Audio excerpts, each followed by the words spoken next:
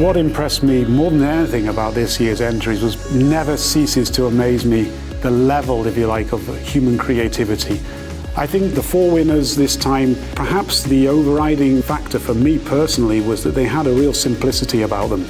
It wasn't something that they were over-designing, overthinking. They were simple, but they were also very emotive as well. This year it was quite impressive how many proposals were very much about really saving the earth and really responsible proposals. It's a high act to design and develop things that can really help the world.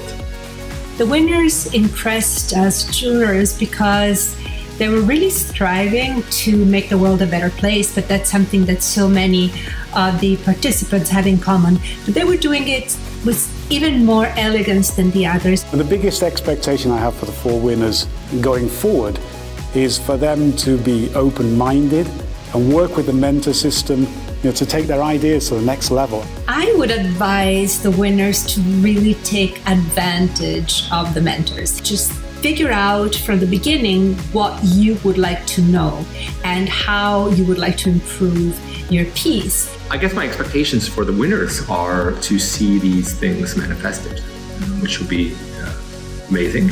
Design for a better tomorrow, what that means to me is simply that design should facilitate a future for everyone that they can live on their own terms, a more enjoyable, fruitful, and beneficial future.